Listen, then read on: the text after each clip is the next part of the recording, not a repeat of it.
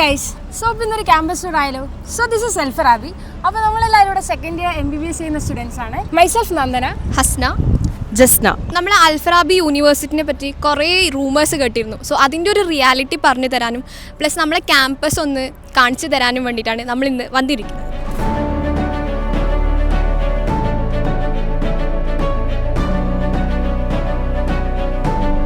അപ്പോൾ ഇതാണ് നമ്മുടെ റെക്ടറേറ്റ്. നമ്മൾ യൂണിവേഴ്സിറ്റി എൻട്രൻസിൽ തന്നെ ഫസ്റ്റ് വരുന്ന ബിൽഡിംഗ് ഇതാണ്. നമ്മൾക്ക് ആദ്യമായിട്ട് യൂണിവേഴ്സിറ്റി തുടങ്ങിയപ്പോൾ ഇവിടെ ഉണ്ടായിരുന്ന ബിൽഡിംഗ് ആണ്. ഇവിടെയാണ് മെയിൻലി നമ്മുടെ അഡ്മിനിസ്ട്രേഷൻ ആണെങ്കിലും കൂടുതൽ ഒഫീഷ്യൽസ് ആണെങ്കിലും എല്ലാ കാര്യങ്ങളും എല്ലാം ഉള്ളത് ഈ ബ്ലോക്കിലാണ്. ഇതാണ് കെറമത്ത്. നമ്മളെ യൂണിവേഴ്സിറ്റിൻ്റെ മെയിൻ ഗേറ്റിൽ നിന്ന് ഒരു 700 മീറ്റേഴ്സ് കടന്നാൽ കിട്ടുന്ന ഒരു ബിൽഡിംഗ് ആണ്. സോ ഇവിടെയാണ് നമ്മൾ visa renewal, documentation, bank related ഇങ്ങനത്തെ എല്ലാ കാര്യങ്ങളും നമ്മൾ ചെയ്യുന്നത് ഈ ബിൽഡിംഗ്.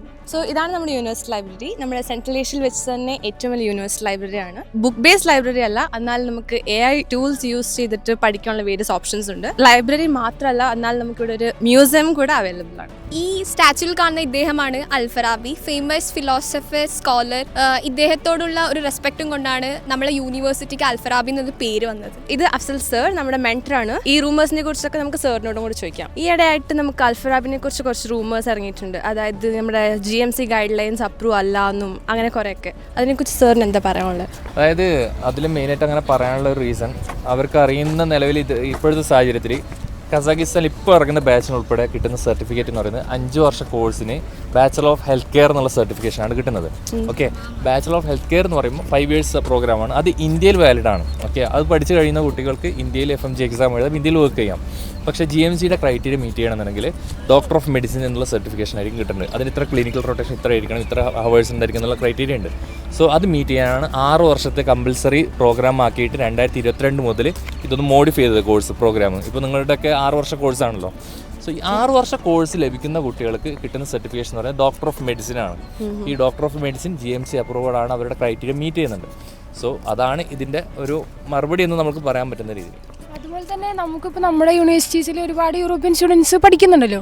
അപ്പോൾ അവർക്ക് അവരുടെ നാട്ടിൽ തിരിച്ചു വന്ന് വർക്ക് ചെയ്യാൻ പറ്റില്ലെങ്കിൽ അവർ ഈ ഒരു യൂണിവേഴ്സിറ്റി ചൂസ് ചെയ്യില്ലല്ലോ. അതൊരു പോയിന്റാണ്. അവരുടെ നാട്ടിൽ പോയി അവർക്ക് വർക്ക് ചെയ്യാൻ പറ്റില്ല, പിന്നെ അവരെന്തിനാ അവിടെ പഠിക്കുന്നുള്ളൊരു ചോദ്യമാണ്. അപ്പോൾ ഈ ചോദ്യങ്ങളൊക്കെ നമ്മൾ അവരോട് ചോദിക്കട്ടെ, ഈ പറയുന്ന റൂമേഴ്സ് പറയുന്ന ആൾക്കാർ കൂടി ഇത് അറിയണ്ടേ. അതുപോലെ തന്നെ നമ്മൾ മറ്റൊരു റൂമർ കേട്ട് വെച്ചാൽ NMC അപ്രൂവ്ഡ് ആയിട്ടുള്ള യൂണിവേഴ്സിറ്റീസ് നമുക്കിവിടെ കസാഖിസ്ഥാനിൽ ഇല്ല എന്നുള്ളതാണ്.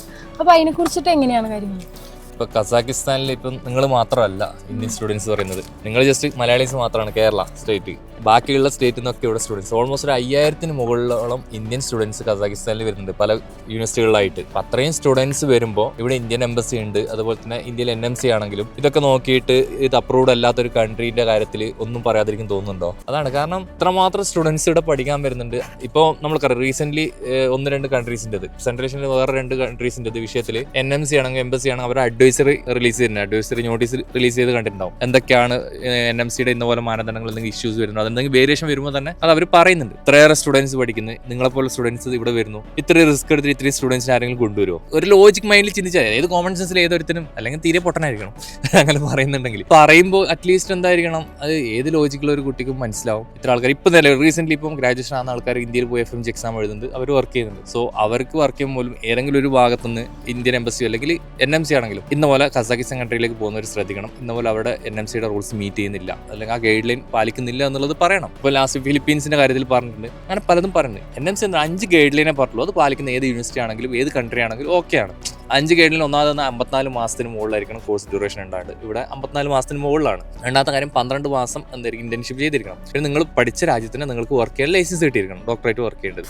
സോ ഇപ്പം നമ്മൾ പറഞ്ഞു സാലറീഡ് ആവാനുള്ള ഒരു ചാൻസസ് ഉണ്ട് ഇന്റേൺഷിപ്പിന് കസാഖിസ്ഥാനിൽ പുതിയ നിയമപ്രകാരം. സാലറീഡ് ആകുമ്പോൾ നിങ്ങൾ ഡോക്ടറേറ്റ് വർക്ക് ചെയ്യാണ്. അപ്പോൾ ഓൾറെഡി ഈ നിയമം വരുന്നതിന് മുമ്പേ എന്തുണ്ട്, കസാഖിസ്ഥാനിൽ ലൈസൻസ് എടുത്തിട്ട് ഇവിടെ വർക്ക് ചെയ്യുന്ന ഡോക്ടേഴ്സ് ഉണ്ട്. നിങ്ങൾക്ക് എല്ലാവരും ലൈസൻസ് എക്സാം നിർബന്ധം എഴുതേണ്ടതാണ്. അത് എഴുതിക്കാൻ നിങ്ങൾക്ക് ഡോക്ടറേറ്റ് വർക്ക് ചെയ്യാം. സോ ആ ലൈസൻസ് നിങ്ങൾക്ക് ഇവിടെ കിട്ടുന്നുണ്ട്. അതുപോലെ മറ്റൊരു കാര്യമാണ്, നിങ്ങൾ ഏത് യൂണിവേഴ്സിറ്റിയാണ് പഠിച്ചാൽ ആ യൂണിവേഴ്സിറ്റി കീഴിൽ തന്നെ ആയിരിക്കും ഇന്റേൺഷിപ്പ് ചെയ്തിരിക്കേണ്ടതെന്നുള്ള കാര്യം. പിന്നെ ഒരു 19 സബ്ജക്റ്റുകൾ പറയുന്നുണ്ട്, നിങ്ങളുടെ മെയിൻ ആയിട്ടുള്ള കോർ സബ്ജക്ട്സ്, മെഡിക്കൽ സബ്ജക്ട്സ്, അതൊക്കെ വീട്ടാണ്. അത് പഠിക്കാണ്ട് പിന്നെ MBBS പഠിക്കില്ലല്ലോ. ഇത്രയും കാര്യങ്ങളൊക്കെയാണ് മെയിനായിട്ട് ശ്രദ്ധിക്കേണ്ടിരുന്നത്. ഇതല്ലാതെ ഇനി പുതുതായിട്ട് ഇനി അവരുടേതായിട്ടുള്ള ഒരു പുതിയ നിയമം അവർ NMCക്ക് വേണ്ടി ഉണ്ടാക്കിയിട്ടുണ്ടോ എന്ന് എനിക്ക് അറിയില്ല, ഈ പറയുന്ന ആൾക്കാർ. NMCയുടെ ഗൈഡ് ലൈൻസ് നമ്മളെല്ലാം ഫോളോ ചെയ്യുന്നത്. അതിൽ മെയിൻ ആയിട്ട് വരുന്നത് ഇയറിന്റെ കാര്യങ്ങൾ, ഇയർ പ്രോപ്പറായിട്ട് പാലിക്കുക, 54 മാസത്തിന് മുകളിലായിരിക്കുക എന്നുള്ളത്. നമ്മൾ 5 വർഷ കോഴ്സാണ്. സോ അതവിടെ ക്ലിയർ ആണ്. പിന്നെ 12 മാസം ഇന്റേൺഷിപ്പ്, അത് 1 year ഇന്റേൺഷിപ്പ് നമുക്ക് കിട്ടുന്നുണ്ട്. ഇംഗ്ലീഷ് മീഡിയം മീഡിയ ആണ്, അതും ഇമ്പോർട്ടൻ്റ് ആണ്. അപ്പോൾ ഈ പറഞ്ഞതിൽ ഏതെങ്കിലും നിങ്ങൾക്ക് NMCയുടെ റൂൾസ് ഇവിടെ പാലിക്കില്ലാന്ന് തോന്നിയിട്ടുണ്ടോ? അപ്പോൾ അത് മനസ്സിലാക്കി, അത് പറയുന്ന ആൾക്കാരുടെ ബോധം എത്രമാത്രം ഉണ്ട്, ഏത് മനോഭാവത്തിലാണ് പറഞ്ഞതെന്ന് എനിക്കറിയില്ല. അതുപോലെ നമ്മൾ വേറൊരു സംഭവം കേട്ടു, ഇവിടെ മലയാളീസ് ഒന്നും പഠിക്കുന്നില്ല. സോ അതിനെക്കുറിച്ച് സാർക്ക് എന്താ പറയാനില്ലേ? അതായത് ഇപ്പോൾ മലയാളീസ് പഠിക്കുന്നില്ല പറയുമ്പോൾ നിങ്ങളെപ്പോലുള്ള ആൾക്കാരെല്ലാം മലയാളീസ് അല്ലേ? നമ്മൾ സീനിയേഴ്സൊക്കെ മലയാളീസ്. അതാണ്, നിങ്ങളെ സീനിയേഴ്സൊക്കെ മലയാളീസാണ്. ഇപ്പം നമ്മുടെ ലാസ്റ്റ് ഫെയർവെൽ നമ്മൾ കൊടുത്തു, ഫെയർവെൽ അൽഫറാബി സ്റ്റുഡൻസിന് ഫെയർവെൽ കൊടുത്തപ്പോൾ അതിൽ ഏകദേശം 60ഓളം മലയാളീസിന് മാത്രമായിട്ടാണ് കൊടുത്തത്. അതന്നെ 60ഓളം സ്റ്റുഡൻസ് അവരുണ്ട്. അവരുടെ സീനിയേഴ്സായിട്ട് ഗ്രാജുവേഷൻ കഴിഞ്ഞ വർഷം ഗ്രാജുവേഷൻ ആയതിൽ ഉൾപ്പെടെ ഏകദേശം 40ലധികം മലയാളീസ് ഉണ്ട്. സോ മലയാളീസിനെ നിങ്ങൾ ആരെങ്കിലും മലയാളീസിനെ കാണാതിരുന്നിട്ടുണ്ടോ നിങ്ങളെ സീനിയേഴ്സിൽ ആരെങ്കിലും? ഇല്ലില്ല, നമുക്കിപ്പോൾ നമ്മുടേതാണെങ്കിലും പരിപാടികൾ ഓണത്തിനാണെങ്കിലും ഇവിടെ മലയാളി അസോസിയേഷനായിട്ട് തന്നെ പരിപാടികൾ നടത്തുന്നുണ്ട്. അപ്പോൾ ഒബ്വിയസ്ലി അത്ര പരിപാടി നടത്തണമെങ്കിൽ അത്ര ആളുകൾ ഇവിടെ ഉള്ളതുകൊണ്ടല്ലേ. അപ്പോൾ ആ പരിപാടിയിൽ നിങ്ങൾ അൽഫറാബി പഠിക്കുന്ന സീനിയേഴ്സിനെ കണ്ടിട്ടില്ല? നിങ്ങൾ ഉണ്ട്. പറയുന്ന ആൾക്കാർക്ക് ഇനി ബോധം ഇല്ലാത്തതാണോ അതല്ല കസാഖിസ്ഥാൻ കണ്ടിട്ടില്ല എന്ന് തോന്നുന്നു. എനിക്കൊന്നും അവർക്ക് അൽഫറാബി എന്താണെന്ന് അറിയാത്തതുകൊണ്ടായിരിക്കാം. അല്ല, ഇത് ഇവിടെ വന്നു കഴിഞ്ഞാൽ നമുക്കിപ്പോൾ ഇവിടെ നമ്മൾ മെയിൻ സിറ്റിയിലാണ് നമ്മുടെ മെയിൻ അടുത്തൊരു ക്യാമ്പസ് വരുന്നത്. അപ്പോൾ അവിടെയാണെങ്കിൽ നമ്മൾ ഒന്നൊരു സ്ഥലത്തുണ്ടെങ്കിൽ അവിടെ ഒരുപാട് പേരെ നമ്മൾ മലയാളീസ് കാണുന്നുണ്ട് അടുത്തടുത്ത് തന്നെ. അപ്പൊ അങ്ങനെ അത്ര കോമൺ ആയിട്ട് കാണുന്നെങ്കിൽ ഒരുപക്ഷെ ഈ പറയുന്ന ആൾ എന്തായാലും തീർച്ചയായിട്ടും ഒരു 100% ഉറപ്പാണ് അവരെന്തായാലും കസാഖിസ്ഥാൻ കണ്ടിട്ടില്ല, അൽഫറാബിയും കണ്ടിട്ടില്ല. ഇവിടെ വന്നു പോയ ആർക്കും മനസ്സിലാകും ഇവിടെ ആകെ മെയിനായിട്ട് 2 യൂണിവേഴ്സിറ്റീസിലെ മലയാളീസ് വരുന്നുള്ളൂ കാര്യമായിട്ട്. അതിലൊന്നും അൽഫറാബി തന്നെയാണ്. അപ്പോൾ സ്വാഭാവികമായിട്ടും ഇവിടെ മലയാളീസ് ഇല്ല എന്ന് പറയുമ്പോൾ അത്രക്കും പച്ചക്കള്ളാണ് പറയുന്നത് അല്ലേ? കേൾക്കുന്ന കുട്ടികൾക്ക് പോലും അത് അത് അന്വേഷിച്ചാൽ അറിയാൻ പറ്റും എന്ന് ഇവർക്കും അറിയാം. എന്തിനാണ് ഇത് ഇത്രമാത്രം പറയുന്നുള്ളതിലാണ് ഒരു പോയിന്റ് കിടക്കുന്നത്. സോ ഇനി വരാൻ പോകുന്ന വർഷത്തേക്ക് ഈ യൂണിവേഴ്സിറ്റിയിലേക്കൊക്കെ അഡ്മിഷൻ എടുക്കാൻ വേണ്ടി ആഗ്രഹിക്കുന്ന സ്റ്റുഡൻസ് ഉണ്ടാവും. അവരൊക്കെ ഇതുപോലെ അല്ലെങ്കിൽ ഇതിനേക്കാളും വലിയ റൂമേഴ്സ് ഒക്കെ കേൾക്കാൻ ചാൻസസ് ഉണ്ട്. അവരോട് നിങ്ങൾക്ക് എന്താ പറയാനുള്ളത്? ഇപ്പൊ നമ്മള് ഇതെന്നല്ല മറ്റു പല റൂമേഴ്സ് നമുക്ക് കേൾക്കാം. അപ്പൊ നിങ്ങൾ ചെയ്യാന്ന് വെച്ചാല് നമ്മളിവിടെ പഠിക്കുന്ന സ്റ്റുഡൻസ് ആണ്. അപ്പൊ നമ്മളോട് ചോദിക്കുക, അല്ലെങ്കിൽ നമ്മുടെ സീനിയേഴ്സിനോട് ചോദിക്കുക. അപ്പൊ നമ്മളെല്ലാം കോൺടാക്ട് ചെയ്യാനായിട്ട് ഇപ്പൊ നമുക്ക് വീഡിയോയിലുള്ള നമ്പേഴ്സിലെല്ലാം കോൺടാക്ട് ചെയ്താൽ നമ്മളെല്ലാം കണക്ട് ചെയ്യാനായിട്ട് പറ്റും. അപ്പോൾ അങ്ങനെ നമ്മളോടെല്ലാം ചോദിച്ച് ക്ലിയർ ആക്കുക. അപ്പോൾ നിങ്ങൾ ഒരു ഡിസിഷൻ എടുക്കുമ്പോൾ എന്ന് വെച്ചാൽ എല്ലാ കാര്യങ്ങളും അറിയാം, അല്ലാണ്ട് പെട്ടെന്ന് തന്നെ ആരെങ്കിലും പറയുന്നത് കേട്ടിട്ട് ചെയ്യല്ല. നമ്മളിവിടെ പഠിക്കുന്ന സ്റ്റുഡൻസിനോടുള്ള കാര്യങ്ങളെല്ലാം ചോദിച്ച് മനസ്സിലാക്കിയിട്ട് ഡിസിഷൻ എടുക്കും. അതായത് ഏതൊരു ഏജന്റ് ആകുമ്പോൾ അവർക്ക് അവരുടേതായ ഇതുണ്ടാവും. അവരോട് യൂണിവേഴ്സിറ്റി പ്രൊമോട്ട് ചെയ്യാൻ അവരവർ പലതും പറയും. സോ അതൊന്നും വിശ്വസിക്കണ്ട. ഗൂഗിളിലും ചാറ്റ്ജിപിറ്റിലെല്ലാം നോക്കി അന്വേഷിച്ചിട്ട് വന്നാൽ മതി. നിങ്ങളുടെ സീനിയേഴ്സിന്റെ വാക്കുകളാണിത്.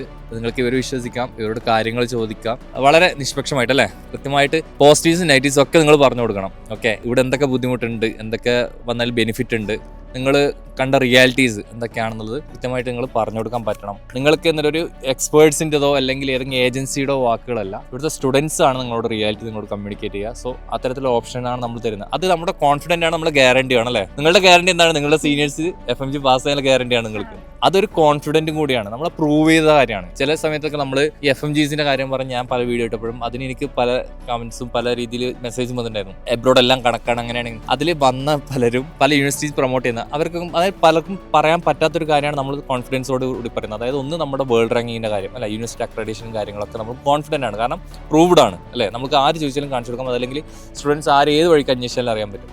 രണ്ടാമത്തെ FMG റിസൾട്ടാണ്. FMG റിസൾട്ട് ആർക്കും വേണമെങ്കിലും അന്വേഷിച്ചാൽ അറിയാൻ പറ്റും. ഈ ലാസ്റ്റ് ഇയേഴ്സിലൊക്കെ ഉണ്ടായിരുന്ന അൽഫറാബിയുടെ FMG റിസൾട്ടും ബാക്കിയുള്ള യൂണിവേഴ്സിറ്റീസിൻ്റെ റിസൾട്ടും നിങ്ങൾ കമ്പയർ ചെയ്ത് നോക്കാം. അത് 100% ഗ്യാരണ്ടീഡ് ആണ്. സ്റ്റുഡൻസ് നിങ്ങൾ വരുന്നുണ്ടെങ്കിൽ തീർച്ചയായിട്ടും ഇവരെ കോൺടാക്ട് ചെയ്യും, കാര്യങ്ങൾ ചോദിച്ച് മനസ്സിലാക്കാം. ആര് പറഞ്ഞാലും എന്തൊക്കെ റൂമേഴ്സ് പറഞ്ഞാലും എന്തൊക്കെ സ്കാം നടത്തിയാലും അതിലൊന്നും പേടിക്കാതിരിക്കുക. Okay, all the best.